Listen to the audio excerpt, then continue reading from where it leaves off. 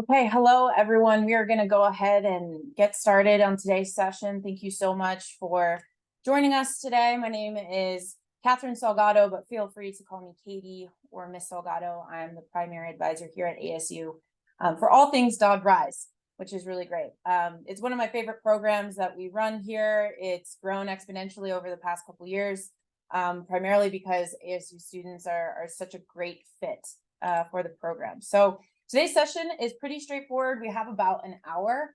I'm only going to be talking for a little bit, hopefully about 25, 30 minutes, going into the nuts and bolts of the program, get kind of the FAQs answered and everything on your half. But we also have our lovely alumni who are joining us today. And the latter half of the presentation is really their opportunity to share a little bit about their DAAD experience, not only the application side of things, but the technical lab side. What was it like living in Germany for the summer, tips for applying, and you'll also be able to ask them questions as well. That's by far my favorite part of the presentation. I will be recording today's session as well, so it will be available on our YouTube channel by the end of the week.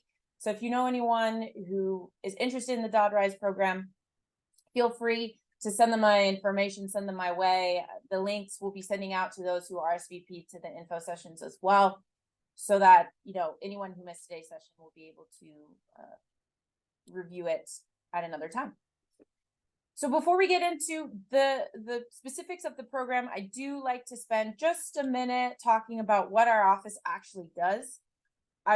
Some folks just kind of stumble upon our office serendipitously. You might have gotten an email from me and you're like, hey, DAAD looks cool, but I have no idea what ONSA or this office even is at ASU. So for those of you who are familiar with ONSA, welcome. It's good to see you again. For those of you who are not, we are as familiar. We are the Office of National Scholarship Advisement. So we are located on the Tempe campus in ASU. We are technically located, our physical office is located within the Honors College, but we service all of the campuses at ASU, undergraduates, graduates, and even alumni, which is pretty cool. So if you are currently enrolled at ASU, we work with you. So we're a small office, but we are mighty.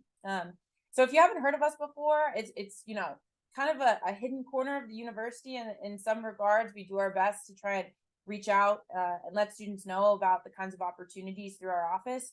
But we're highly specialized, which is really, really cool. We publicize all of the major awards. We work with about 75 or so, specifically for ASU students. We're very holistic in our approach, right? So we'll advise applicants on nationally funded awards from all campuses, starting with sending out the blast emails to say, hey, there's this really cool opportunity based off of what you're studying, you might be interested in it, all the way as you work on your application, open an app and start writing, start compiling all of your materials. All of the folks in our office are experts in these individual awards. We're writing specialists in the sense where we read these applications all the time.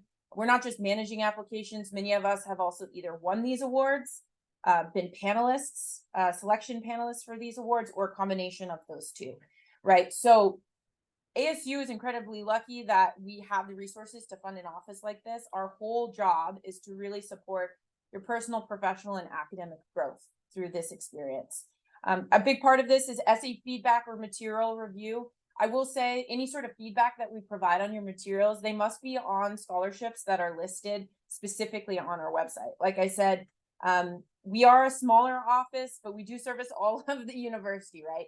So we are limited to the scholarships that are listed on our database. Unfortunately, we don't do like pre-law, pre-med, general scholarship advising. For those types of things, you probably want to go to the Writing Center or potentially Handshake Career Services, depending on your needs. But for anything listed on our website, it is fair game. We are excited and happy to help you.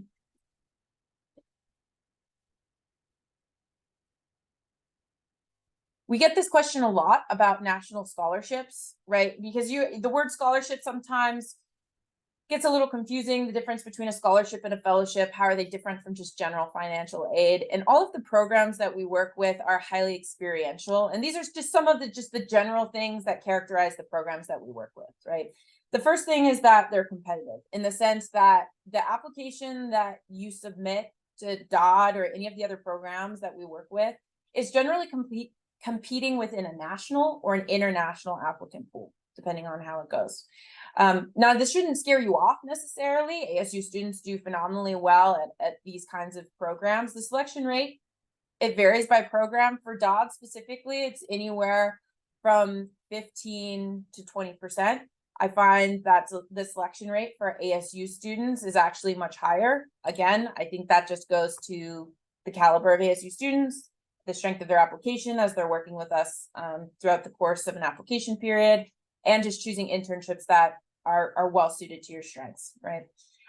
These awards are also highly specialized. They have specific eligibility requirements and they're highly purposeful. So these kinds of scholarships and fellowships always have specific missions. And that's really important as you consider applying to any of these things, right? It's not just something that you apply to the night before, just because, it sounds like a cool opportunity. Many of these scholarships are highly focused in the sense, in the case of DAAD, they're looking for folks who are really trying to expand their research opportunities. They're for folks who are really interested in German language and culture specifically. Again, you don't have to be a German language minor or major or anything like that, but they want to know why Germany over, an internship at ASU or anywhere else in the States. They want to know in what ways you find it important to be a cultural ambassador and why you want to take your STEM research skills abroad, as opposed to just staying in the United States or staying locally, right?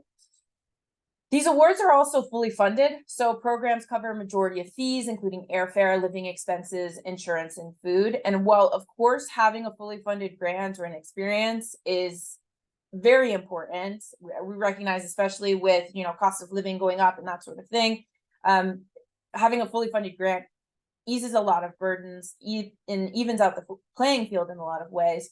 Most of our students who go on these grants, the first thing they talk about is not the money that they received or the how much it covered, right? Really, the kinds of benefits of these fellowships and highly experiential programs is the mentorship that you receive, working with top faculty, advancing your career, meeting other people, being able to say, I worked internationally in a lab for a summer.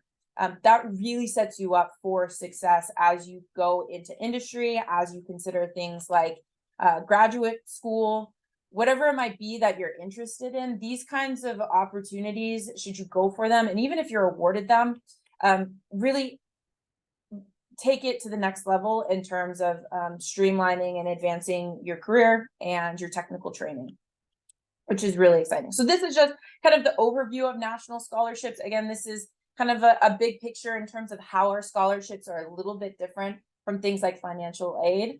But we'll go into that in a little bit more detail. Okay, so like I said, this is our office. I like to put some faces to names because I do think that's important. Dr. Kyle Mox is our associate dean and director. We'll send out emails depending on the kind of program that we specialize in. We all have a different set of programs that we tend to be like the primary advisor for. So if you're interested in DAAD RISE, you would be primarily working with me, as I am the sole advisor for all things DAAD RISE at ASU. But at any point in time, you might receive an email. Keep a lookout. If you receive an email from Dr. Kyle Mox, don't put it in your spam. Actually consider it, right? Because we really do try and reach out to folks based off of programs of interest, based off of specializations.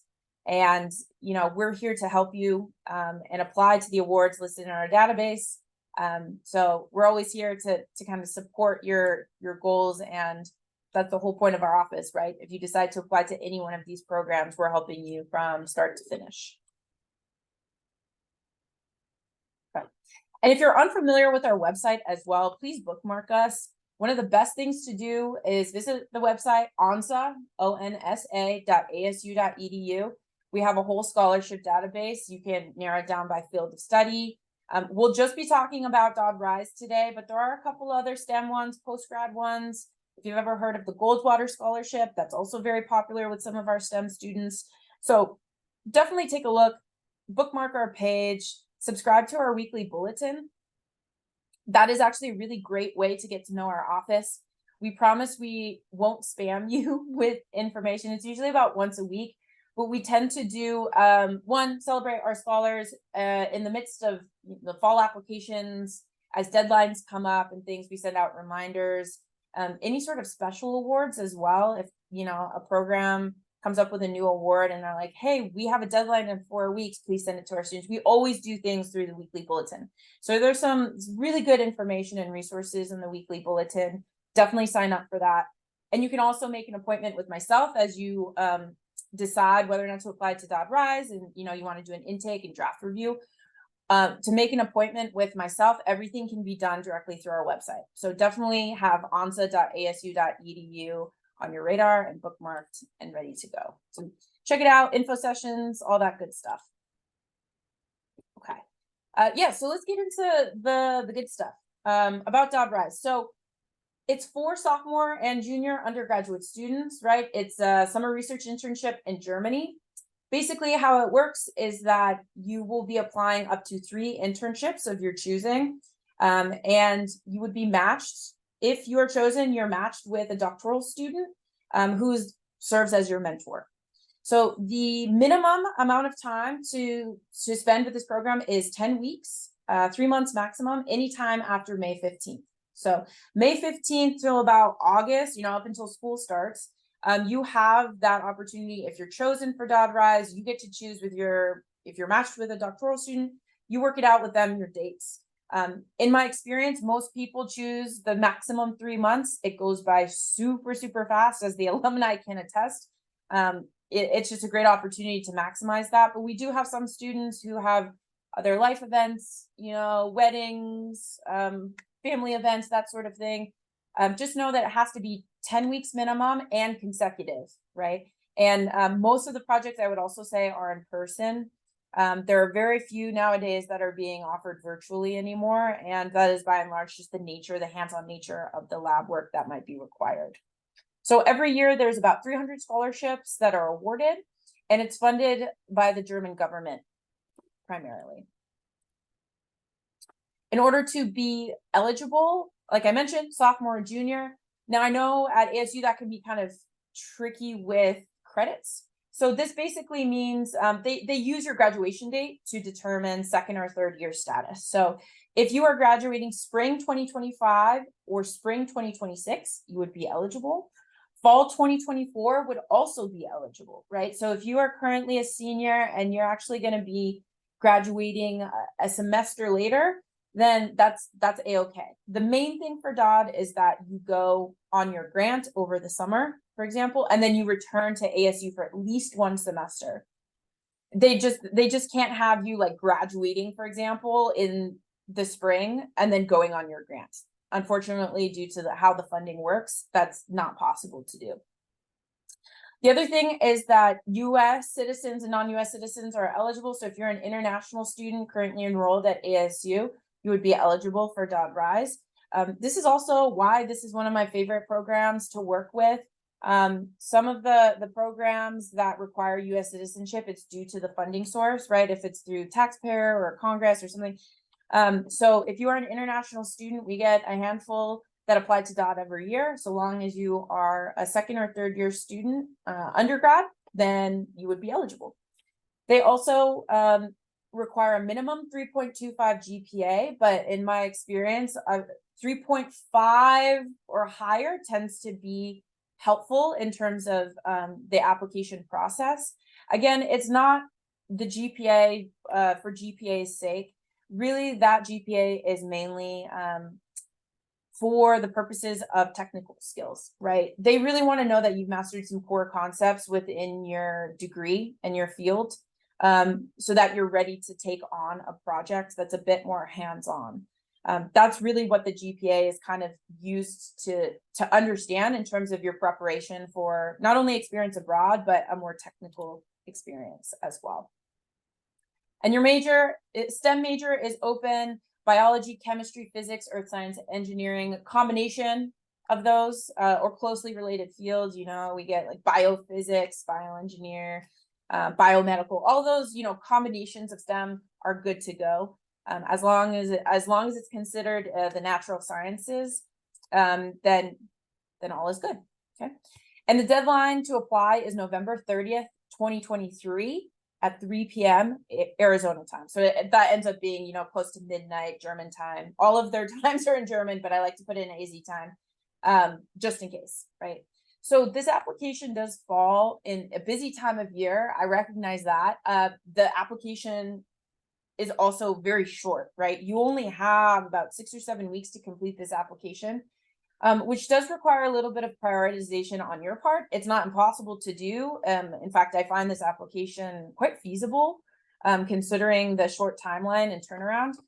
But it does require, you know, after this info session, really sitting down and thinking, what do I want to be doing this summer? Is this feasible? And, you know, what are your next steps? What are your goals? I mentioned before that you apply up to 3 internships. I like to preview this because I think this helps to kind of understand how it works a little bit better. So this year, there are 530 available internships offered through DAAD RISE. In order to view what kind of internships are available, you have to first register an application, right? So you can't just like randomly look at the internships that are there and then apply. You have to open up an application, and at that point, you can start looking through the internships that they have. The internships will vary by location, field of study, and kind of technical skills preferred. So you'll see in the screenshot, this is kind of like in the portal. When you open up your application, they'll have a little button that says find internship offers, and then it'll show you this, right? So this is not by any subject area, it's just alphabetical, but you'll start to see some of the titles here. And then to the left-hand side, the different cities, right? And as you click, it'll have more information about the mentor, the person who is in charge of it, what you would be doing, what technical skills are preferred, et cetera, et cetera. So it's actually really exciting. It's not just a general internship that you just apply to and get matched to after the fact. You get to go through, this is the fun part, honestly, is being able to go through all of the offers and really look through, okay, what projects interest me? This is really also exciting for students who have specific interests in technology. For example, if AI is your thing, there's all sorts of AI projects going on. And again, across fields, across different cities, and that's a big part of the application process. And part of my job is to also kind of help you work through your internship options, and help you choose up to 3. If you choose, you know, you could only choose one. If you only see one internship that really interests you, that you're like, wow, this is really cool, and I feel like I would, you know, be a good fit for it, and it's just one, you're welcome to also apply to just one. But I always say, hey, shoot for the moon. You can apply up to 3, even if they feel like a bit of a reach, maybe due to technical skills or just your general interests.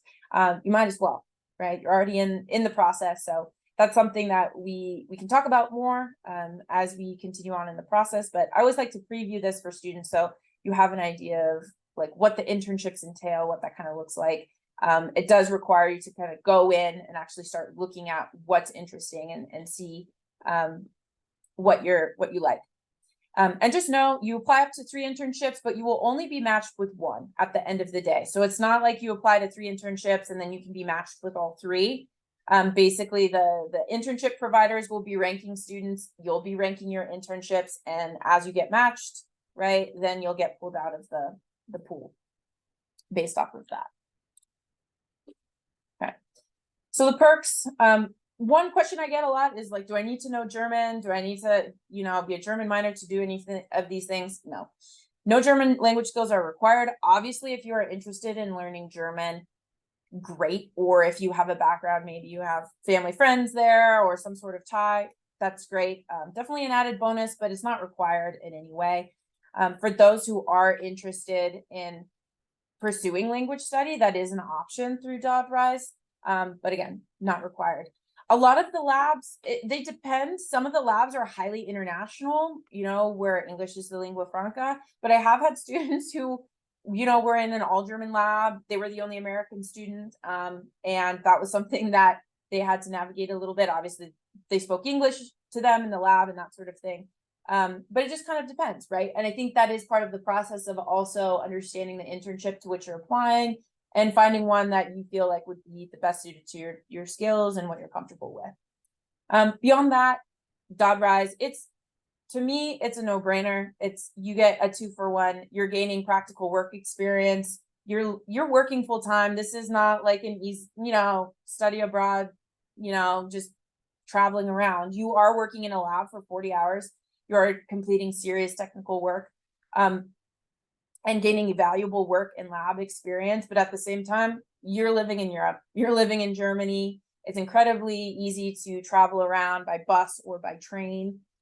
Many of our students, will take the weekends to travel around Germany, to travel around other parts of Europe. Some of them, you could stay in your city for the whole summer and still have an amazing time. So whatever experience you're kind of looking for, this is the 2-for-1, right? It's very difficult for STEM students just by the nature of the curriculum to often study abroad or take any time off really to be abroad. And then there's the additional pressure of wanting to have an internship and wanting to, gain that practicality before you graduate. And for me, DAAD RISE offers that the best of both worlds in this regard. On top of that, developing long-lasting friendships and with colleagues through weekend travel and trips. The ASU cohort has been expanding exponentially. In 2022, 13 ASU students went to Germany through DAAD RISE. This year it was 18. So the number is really ticking upwards, which I think is also an amazing part of the community that has been growing, community of scholars and applicants that have been growing, because it just makes it so much nicer and faster to make friends and travel around, visit each other to each other's cities, and do all the fun things that living in Europe provides. In terms of the monthly stipend, so you're given a monthly stipend of 934 euros. So that stipend is meant to cover housing and food costs. Everything is paid in euros, and then you also get health insurance and airfare reimbursement. So they cover your airfare and they give you that, monthly paycheck. It's meant to cover, a comfortable student lifestyle. If you are really wanting to live it up in Europe for the summer, there are other sources of scholarships and financial aid that are typically offered through your department. If you're in the honors college, there are some additional scholarships and stuff like that that might help kind of pad the funding. So that's just something you have to keep in mind too, in terms of like, if you want to travel a ton over the summer, or if you're really sticking to the stipend that you're given. That's something that we can chat more about in a follow-up meeting, of course. Most of the things of like additional scholarships for travel related costs and that sort of things, we usually cross that bridge in the spring, once if you're being matched as well. So we don't want to get too ahead of ourselves. But I find that the DAAD RISE program itself provides, the stipend is to live a comfortable student lifestyle, either on campus or apartment living. That's something that once you get matched, you work with your mentor to secure. But I find that most students will live either on like an apartment housing. Usually the university has a series of apartments for visiting scholars or international students where you can stay on campus for a small fee, or if you prefer to live in a flat with other students off campus, you can do that too. But again, that is something that happens once you get matched. And that's something, again, part of my role is to help you navigate some of those things like housing and just making sure you're set to go once you get matched and you're set and ready to go to Germany. There's also every July a conference in Heidelberg where you're given the opportunity to talk about your research, present if you so wish, and they give you an additional travel allowance of 200 euros to be in Heidelberg as well. So I won't talk too much about that. I'll let our alumni talk more about that experience, but in terms of perks and how this kind of shakes out in the larger picture, this is kind of like the broad overview of DAAD. Okay. So the application, as I mentioned, is quite straightforward, very feasible to do within the 6 to 7 week timeline. They require an official transcript. That's something that you order online through my ASU.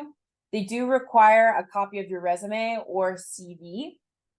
The biggest thing, one of the biggest things, is the letter of recommendation. So they only require one letter of recommendation but it must be from a PhD in a STEM field and preferably related to your major, okay?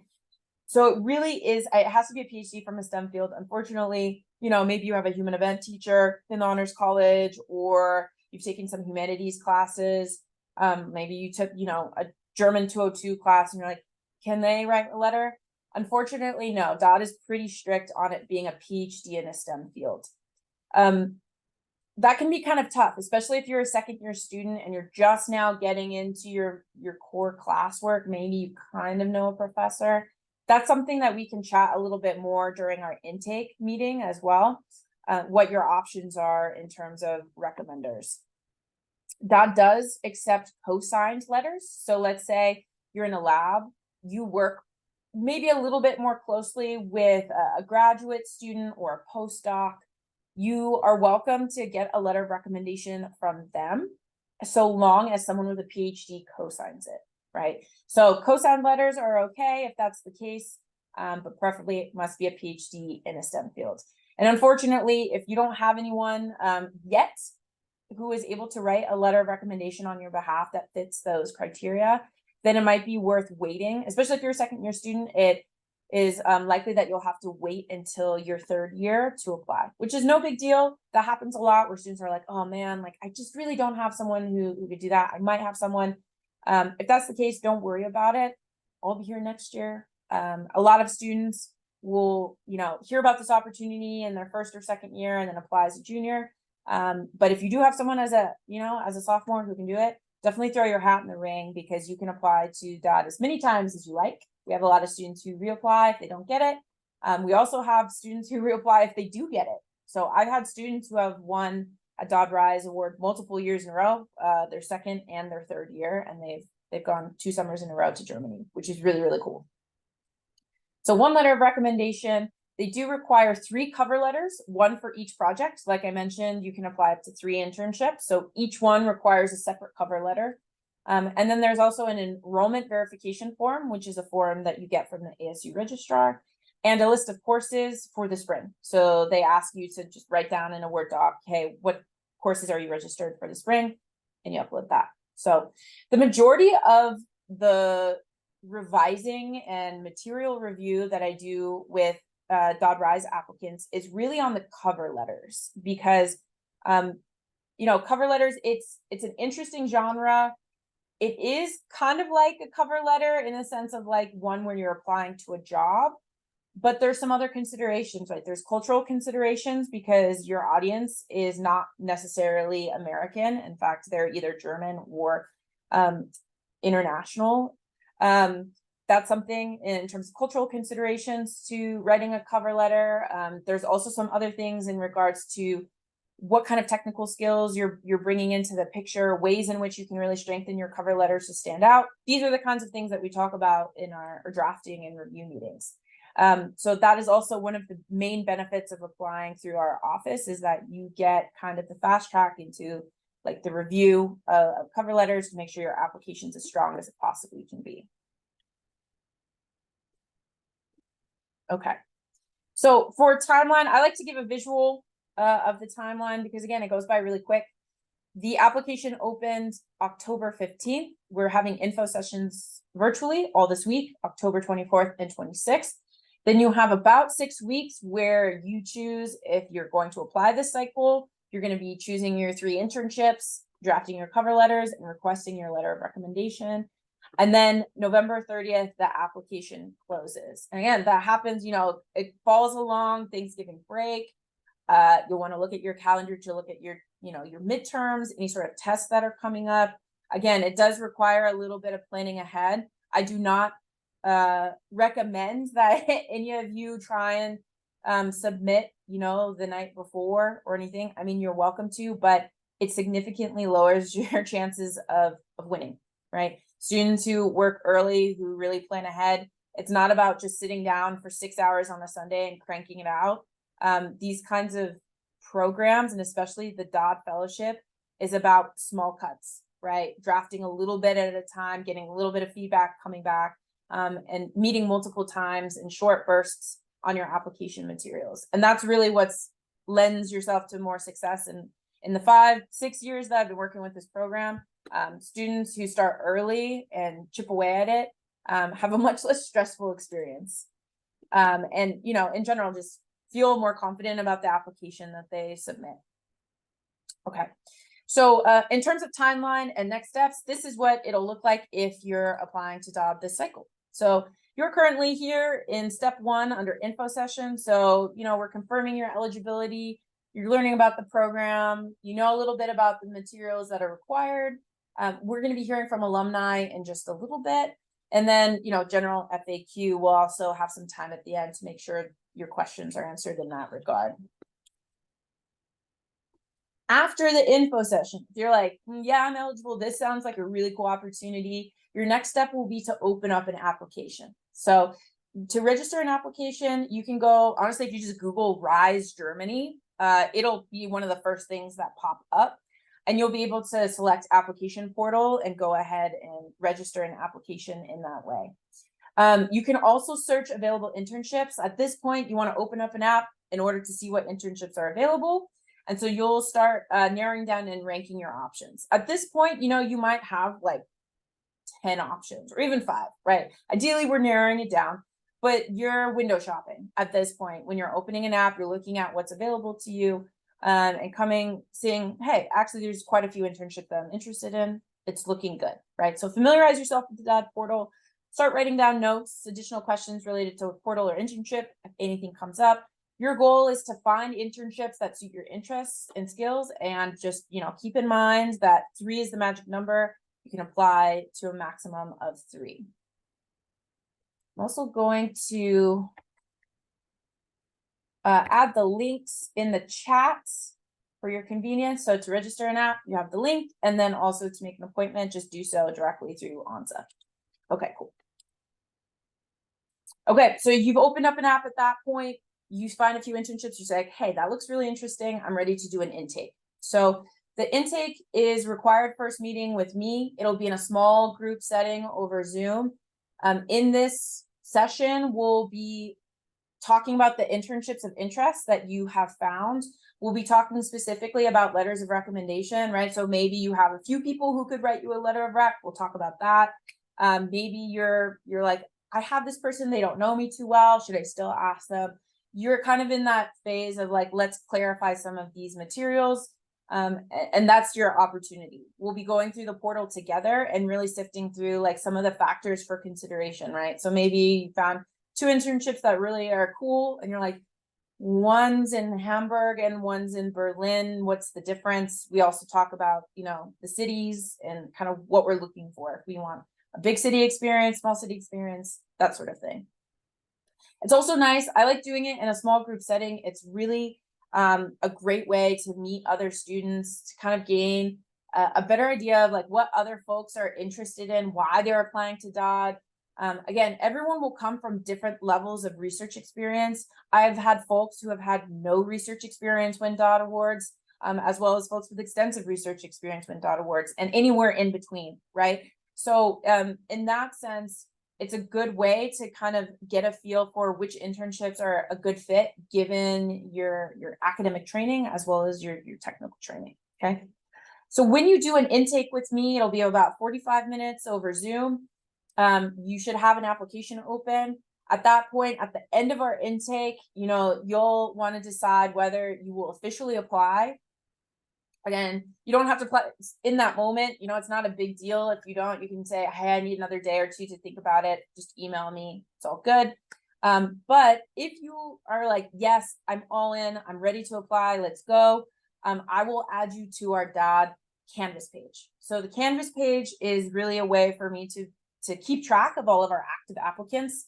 The Canvas page is a resource page where I have a ton of stuff, you know, examples, things to help, you know, support your cover letters, you know, how to order a transcript, all the nuts and bolts, all those nitty gritty logistical questions that you might have on your application. All of that's in the Canvas page, right? But that's only for folks who are actively working on applications for this year. Unfortunately, I do not add, you know, if you're a first year student and you're like, I just want to check out the Canvas page, unfortunately, I can't add you to it. You got to be an active applicant because for my sake, I need to be keeping track of everyone who's applying and who's not applying, right? So after the intake, you're on the Canvas page, and then it's drafting. So the drafting experience is a follow-up meeting as you draft and revise. It's a rinse and repeat type of thing, right? Because you have 3 cover letters. So within each meeting, we're only able to revise 1 cover letter. So that's why I'm saying, like, it's about just, you know, short bursts of applying, revising, and being in the meeting, right? These are also small group settings, so no more than 4 people can sign up at a time over Zoom. Basically, you show up, you bring a Google Doc of your cover letter, and you'll receive comments from myself. I add comments to everyone's drafts, but we also do some peer review. So it's nice because you are also reading through other people's cover letters and giving them advice. Again, it's a great way to meet other applicants, read cover letters, kind of get an idea. A lot of students are like, ooh, I really liked what they said there, or that's a great idea. I forgot to include like my qualifications in this way, or that I have a cousin in Germany that I want to visit, I want to add that. It's just a really great way to get a better understanding of your own application and help others with theirs as well, right? Improve your writing and editing skills. I think there's a lot to be said about writing in a more communal aspect. Everyone's cover letters is going to look different and sound different, and that's okay. That's great. That's the best part of it. But it's also nice not to do things in a vacuum. I find that many of these programs, it's easy, and oftentimes we're conditioned just by the nature of the academic writing that we do to just write in isolation. We type something up real quick and we send it to our professor, we upload it to Canvas, and we don't think about it. We get a grade and we move on. But for fellowship applications and things like that, it's quite the opposite, right? It's about starting early. It's about getting that crappy first draft in, revising, just kind of chipping away at it. Because again, there's no grade, but the reward is great in the sense where you're working towards a much longer term goal of being able to spend the summer in Germany. And that does take time. And we're excited to help you in that sense.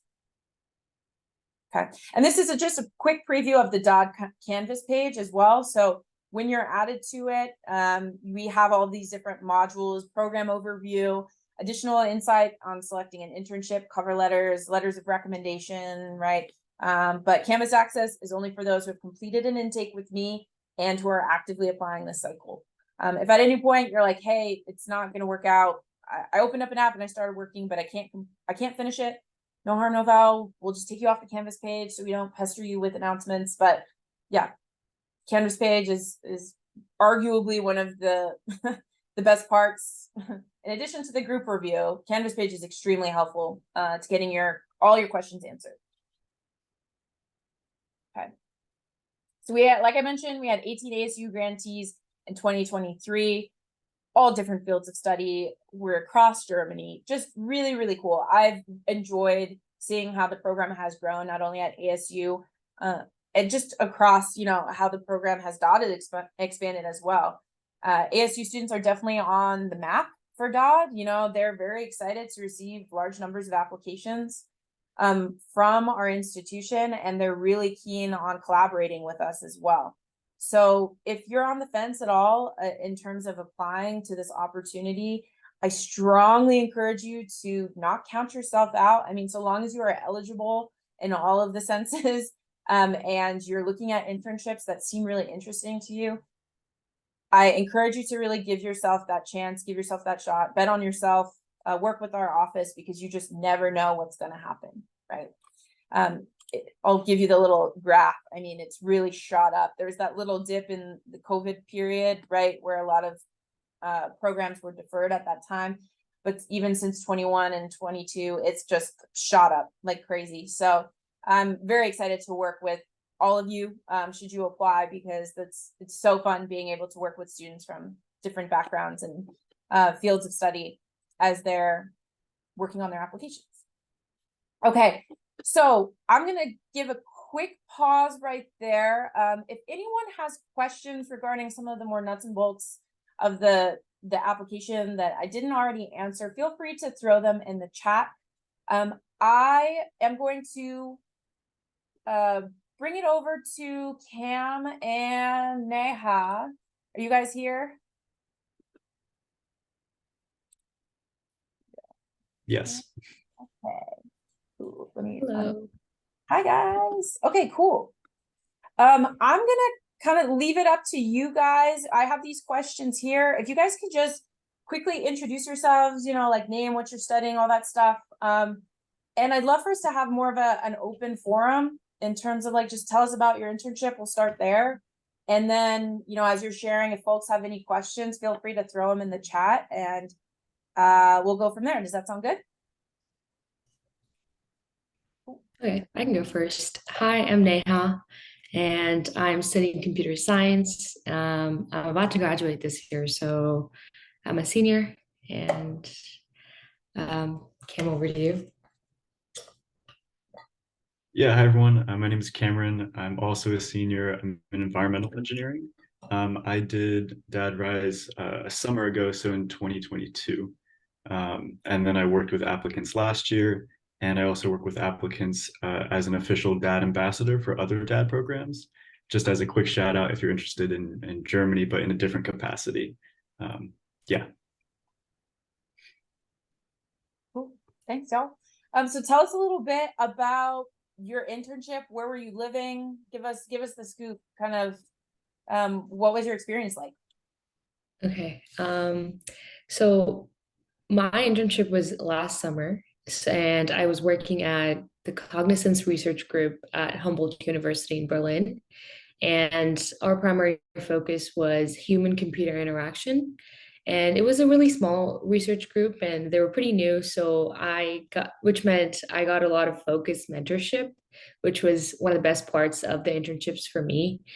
And my project was to work with mixed reality and safety critical environments. And specifically, that meant using augmented reality to reduce the risks of distracted driving. And because it was such a small group, and specifically in human computer interaction, it's easy to have a project be almost close to complete. Like completing a project in like 2 months or 3 months is pretty common in that field. So my research project was almost like a personal project in terms of I got to decide everything from like the topic to how I was going to set up the study to how everything was going to be run. Unlike a lot of other science projects where, interns play a role in an already existing project, I got to start everything from scratch and build it all the way, which was very rewarding. So I got to build a driving simulator, an augmented reality app, and the entire study. So that's kind of my spiel about the internship. So I did a little bit different kind of work. Mine was more catalysis and engineering. So I was at TU Freiburg in East Germany, kind of northeast Germany, which is a little bit different from all the rest of Germany. But I can talk about some of the differences with like culture later. I was at a reaction institute, so everyone around me was doing a lot of reaction engineering, chemical engineering, and material science, which was just a really great kind of environment to be in. And so for my project, I was working on developing catalysts to reduce NOx and convert it. NOx is harmful. It causes acid rain and a number of other issues for adverse human health effects. So I was working on converting NOx into inert nitrogen. One of the big issues is that when you convert NOx, a lot of the time you convert it to N2O, which is another harmful product. So we were trying to selectively convert it not to N2O, but instead just to nitrogen. So I was learning about how to do synthesis of catalysts, which was something I'd never done before. A lot of mixing different chemicals together, which was just really fun, and learning about the whole process. And then a bunch of characterization techniques, which have stayed with me throughout this time, and I've used them in other research, and I plan to use them in grad school as well. So I learned a lot of technical skills that I had never done before. Some I've had a little bit of experience, both on hands-on data analysis, characterizations, kind of across the board. So it was a really great experience, and I learned a lot. Yeah, I'd love to also hear just a little bit. So technical skills, what was your research experience like going into the application process for both of y'all? I did have a bit of research experience going in. The summer before, I had an RU through the National Science Foundation, and I worked on a virtual reality project. And through the year, I also worked at Meteor Studio Lab at ASU. But it is important to note that a lot of the people that I did meet there did not have research experience before this. So even if you don't have research experience, just that you're interested in this field and you have good grades and, your non-research accomplishments would still be good for the application. Yeah, so I did this after my sophomore year, so starting a little bit earlier. That being said, I think I still had kind of more than average research experience. I started research my freshman year and was published in my freshman year. And then sophomore year, I had the first semester of research. So when I applied, I had 2 semesters. When I got there, I had 3 semesters of research. It was in sort of the same field as air quality remediation or air pollution remediation, but definitely didn't have anything to do, like the technical skills didn't really cross over a lot. So that being said, also you don't really need to have a lot of research experience. They really look for drive and wanting to be there, wanting to do it.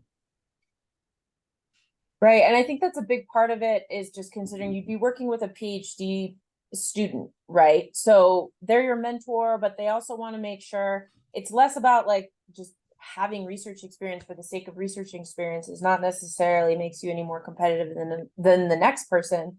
It's also those intangibles of being able to work with others, being, prepared to be in a lab, being flexible and open-minded, and all of those things I think also come into play when it comes to the DAAD experience. And to Cameron's point, right, the research that you may be doing may not be directly related to the project that you choose or get matched with for DAAD, in which case you're still picking up new skills. And some students will say, hey, I actually chose this internship because I think it would be challenging, because I've never done this before. And those are all great reasons too. So I think that's also why not coming in with a ton of research experience isn't necessarily a bad thing or makes you less competitive. I'd love to hear also just what you do outside the lab, work-life balance. What was it like living in Germany for the summer? I think honestly, Germany was probably one of the time or when I first really experienced work-life balance. I think it's safe to say that. My coworkers were all amazing. We'd get lunch together all the time, and then this was my favorite part. We'd come into the lab. I mean, not too early. It was around like 10-ish, and then we'd get lunch around noon. And then between noon and when we leave, we'd also have an ice cream break. And ice cream is such a big part of the German culture, and that was great. And you're almost encouraged to take Fridays off and travel over the weekend and see different places. And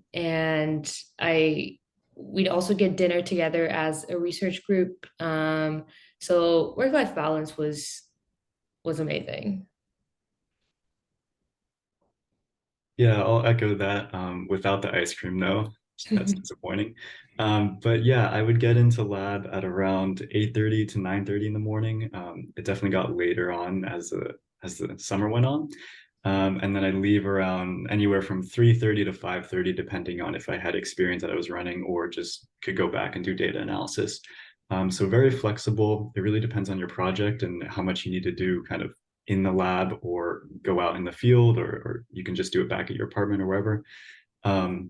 Work-life balance was amazing. I was also encouraged to take time off and travel. I traveled almost every weekend. And so I guess I'll kind of jump into the next question. I traveled around Germany a lot to a lot of different cities, all the big cities, and then a lot of the small ones that were close to Freiburg. I also went into Czech and went to Prague, and then also to Austria. And a little bit of a story with Austria. My roommate and I went to Munich, and so that's in kind of southern Germany, and then Austria is very close. I'm a big fan of James Bond. I don't know if anyone else is here, but there's a museum at one of the top of an Alps mountain in Austria. So I took a 3-hour train from Munich into Austria, a 1-hour bus, and this was by myself. I don't speak German or anything. My roommate does, but he wasn't there.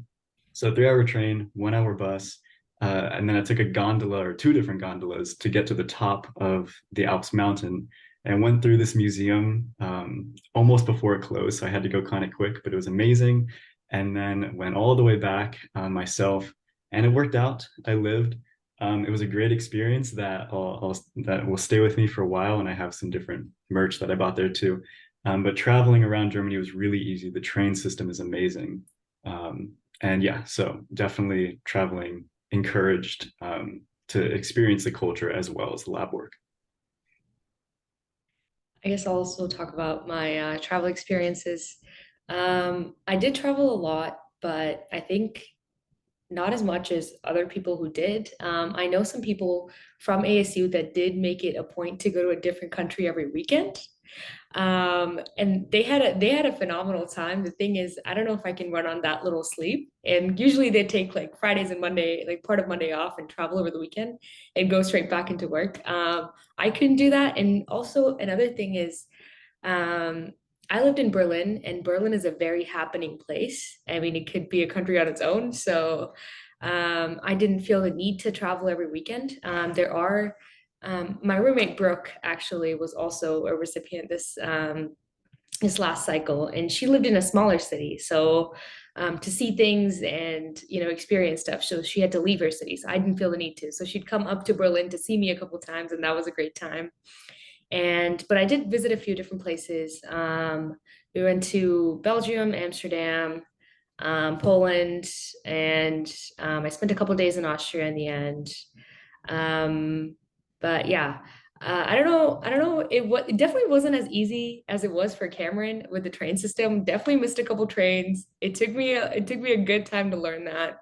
I don't think the states not having very good public transportation helped me prepare for that. But after a couple weeks, I think I got around to it. There was one time when I was trying to go to Nuremberg, where I do have cousins who live there, and in the last like 4 minutes before the train was supposed to arrive, they changed the track in which it was going to come. And I was just casually sitting and, AirPods plugged in and reading my book.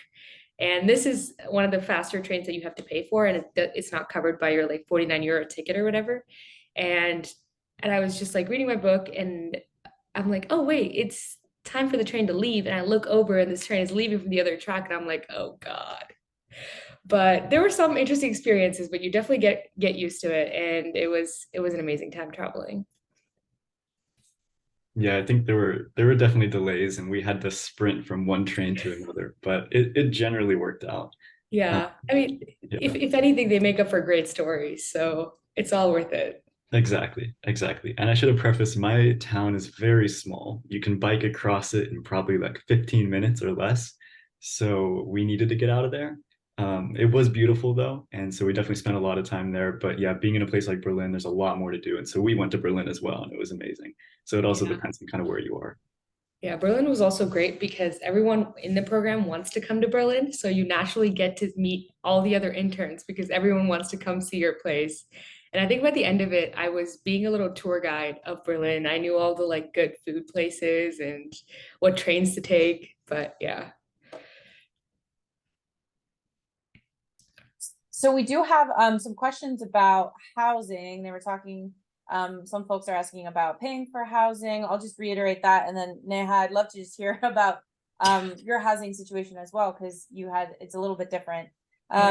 So in general, for housing, the stipend that you receive monthly, the money that you receive, part of that is meant to cover costs of housing. Obviously, the size of the city that you live in will kind of depend on, cost of living. Berlin is obviously much higher in terms of cost of living. For example, it's kind of like living in a New York City or a San Francisco. An apartment is just going to cost more than living in a slightly smaller town. So in that regard, choosing sometimes a smaller city can be helpful if you're trying to make your stipend go a little bit farther. Again, that's something that we chat about in our intake a little bit more.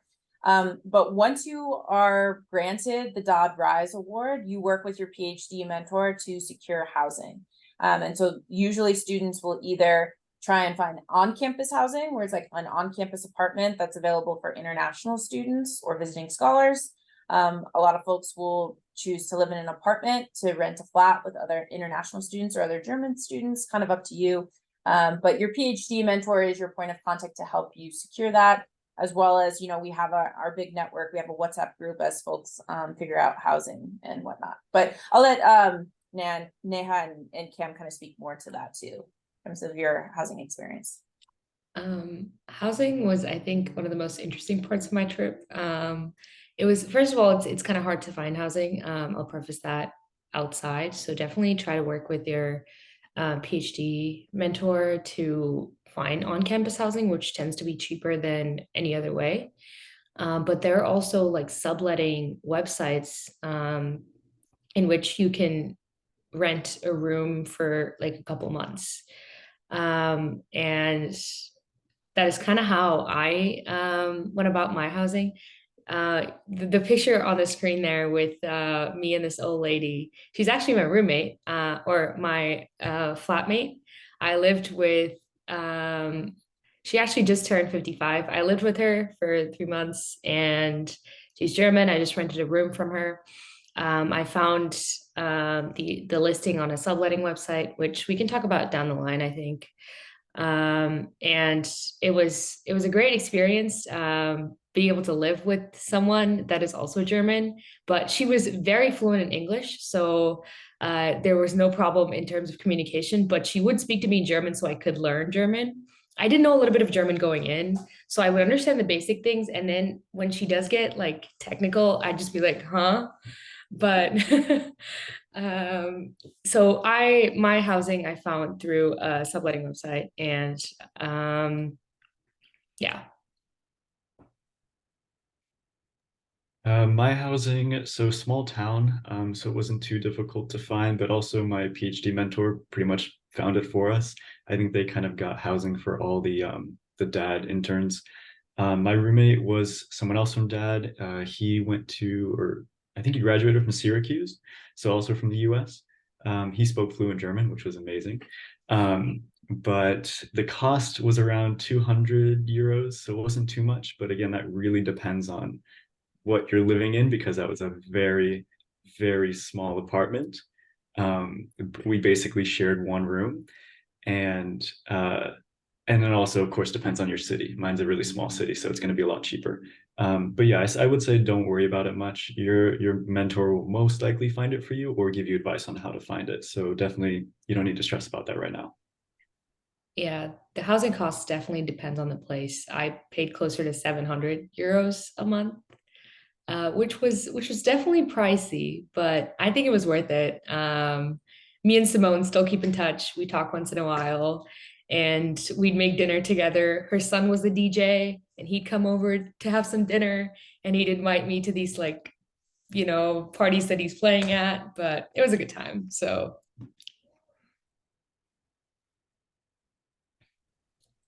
Yeah, so thank you for sharing that, because I do know that sometimes that can be a little intimidating with housing and whatnot, but that is something that myself, the other DAAD's cohort, that's something that we work, and also your PhD mentor being the person who's actually on site in Germany offers a lot of support. So that is part of their role in terms of finding you secure and safe housing in that regard.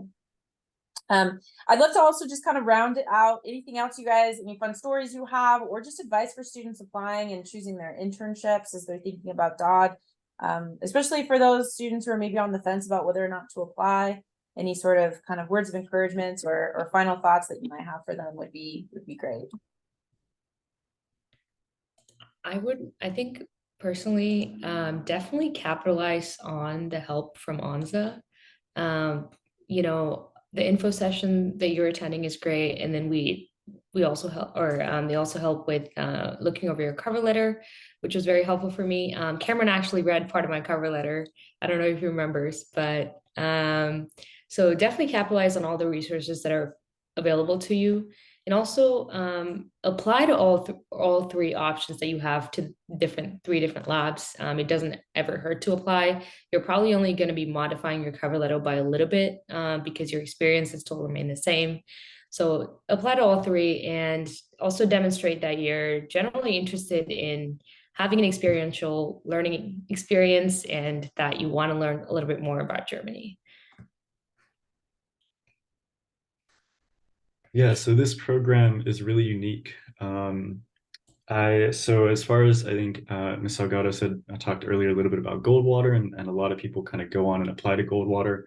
I was nominated for Goldwater and then more recently nominated for Churchill Scholarship.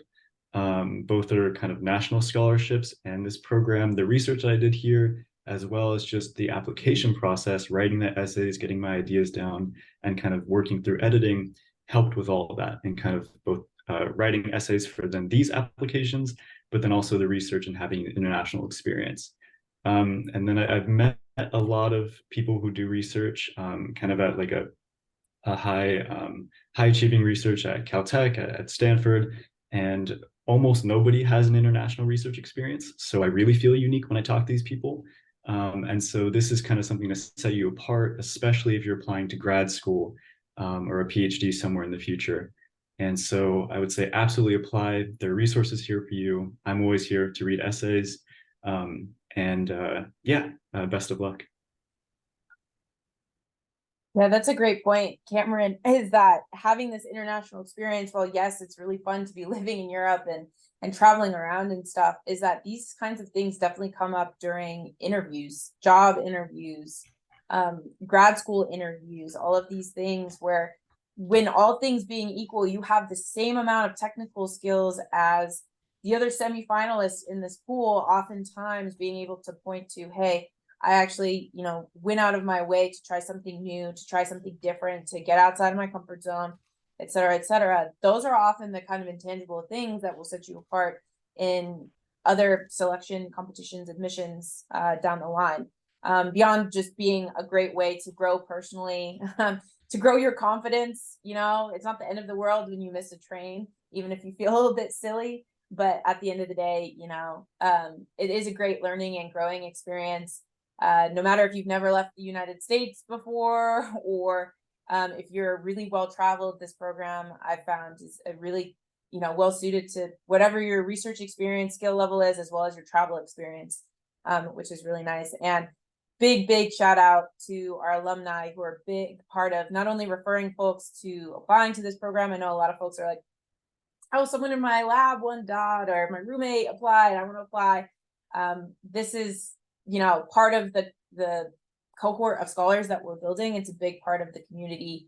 And I think that's also a big part of ASU, right? Is to go for things, to apply for things, because you do have the support. So you might as well take advantage of that as well. So thank you again for all your support and stories, Cam. Neha, it's really fun. And also just so cool that you come from, slightly different fields of study, experiences. Now you were in Berlin, which is, huge metropolitan city. Cam, you're in a smaller city, but you still had really unique experiences. I think that just goes to show how fun DAAD is, and, special it is in that regard as well. Okay, so I want to be cognizant of time and make sure everything is good on that sense. We do get some FAQs at the end. Again, in terms of eligibility, you must be a sophomore or junior as related to your graduation year. So we're looking for spring 25 or spring 26 in terms of graduation. You could potentially have a fall 24 graduation as well, and that's okay.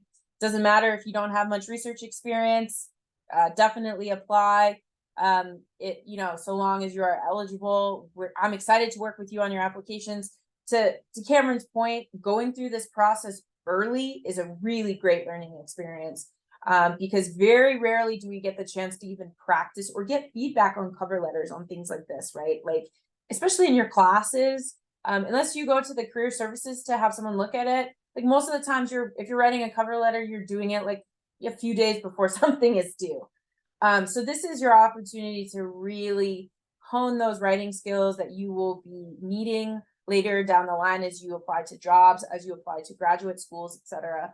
And this is, it's worth throwing your hat in the ring. So just a quick reminder of next steps, as folks were saying, intake session. You'll want to open up an application. You'll want to open up an application under the DAAD RISE, specifically under their website. If you Google RISE Germany, that will be good. You'll want to narrow down your internships that best fit your field of study and career goals. To make an intake appointment with me, you will go to onsa.asu.edu and click on make an appointment. I'll also reiterate that in the chat so you guys have that. And then during your intake appointment, we'll be adding you to Canvas so long as you're ready to apply. And from that point on, we'll be drafting your cover letters and receiving feedback from myself and peers and alumni and all the people who are here to help support you in your application. So anything else, if you have any questions, you're welcome to email me directly. This is what it looks like. So, when you go to ONSA, make an appointment, if you see this, book an appointment, DAAD RISE, and my name, you're in the right place. So that's what it'll look like when you go to make an intake appointment or draft review appointment. And for anything else, feel free to email me at catherine.salgado@asu.edu. Again, my name is Catherine Salgado. Feel free to call me Katie or Miss Salgado. Any of those are fine. But I'm excited to work with you on your application, especially. So thank you so much for joining us today.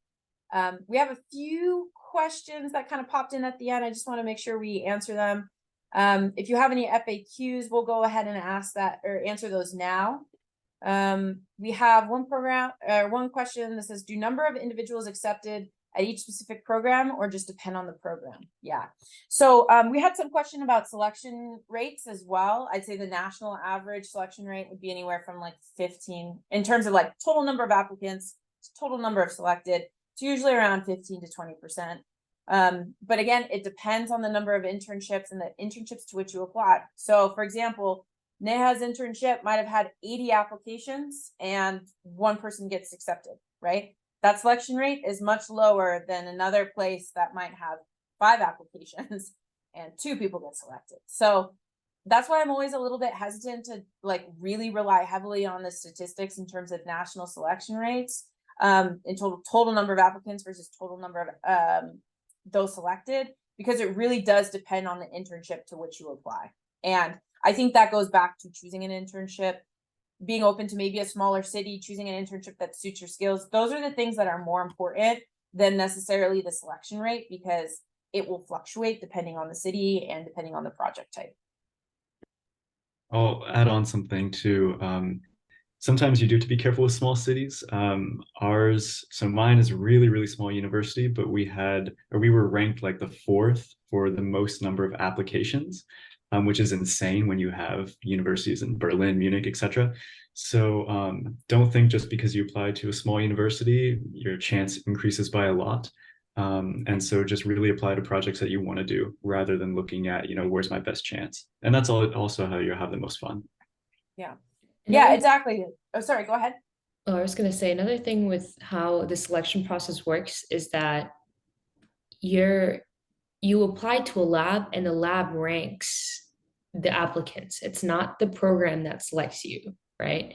So essentially, your application needs to appeal to your PhD supervisor and the professor that is offering the internship. So as long as it's appealing to them, your chances are much higher. So that's another thing to keep in mind.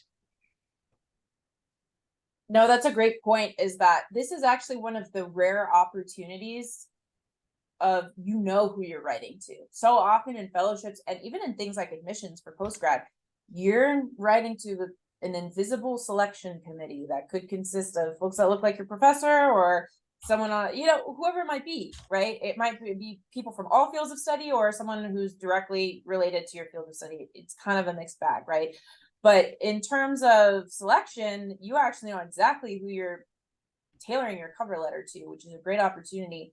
And in our draft reviews, I often tell students, I was like, this is your chance to nerd out a little bit. Like, you have a captive audience who knows exactly what you're talking about in technical speak.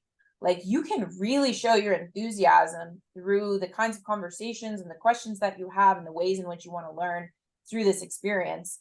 And that's really cool. And that actually is also what helps your application be a lot stronger, right? You don't have to have this vague cover letter that says like, it would be a great opportunity and I'm excited. That's not what we're going for at all. And in our draft reviews, we do a lot to kind of tamper that kind of vagueness and really go into the specifics of why this opportunity is great for you and why you want to be a contributor, right?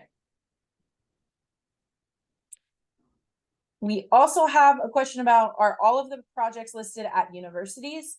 Some of them are, I'd say majority of them are, but again, it changes every year. The internships change every year. There are quite a few projects, for example, in aerospace that might be at the DLR, which is the German Space Center. There are a few like biomedical ones or clinical ones that are located in hospitals. It just depends, but I find the majority of them are listed through universities. But depending on your major, you'd want to check out the internship listings and see how that plays out. Okay. Any final questions for the group in terms of selection rates?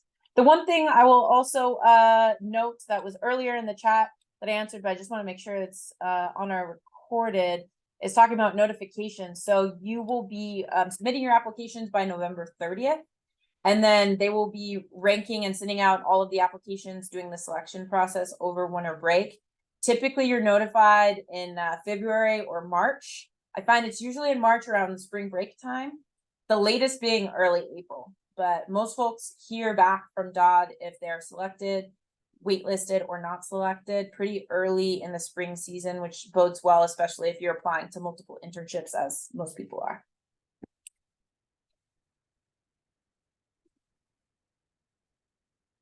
All right.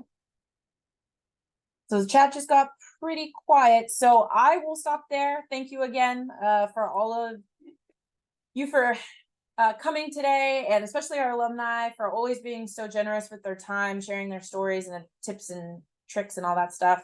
You might even see them at a draft review or two. You never know if I can wrangle them to read y'all's cover letters. That's always a fun part of the job.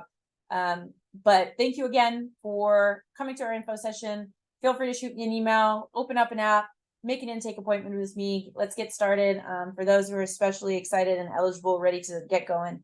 And I'm excited to work with you on your application. So talk to you all soon. Have a great rest of your night. Thanks again. I see one question, Mr. Oh, Gado. we got a few more. For interviews?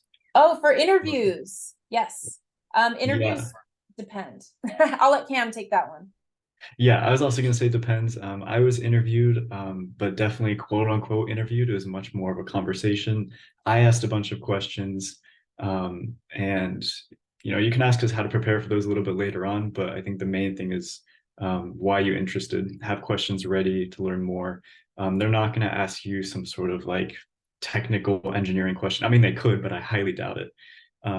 And so, yeah, much more of a casual conversation. Yeah, interviews depend on the PhD student. So it's entirely up to them if they want to interview you. But if they do, usually that means it's like a Zoom meeting and far more casual, get to know you type meeting, more than like a examination of any sort.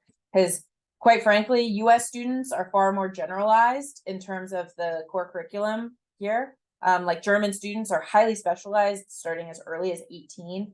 So that's also why they tend not to ask as technical questions, because they don't necessarily expect students enrolled at US universities to have that level of technical speak quite yet. And if you do, great. But yeah, it tends to be more of a get to know you kind of meeting.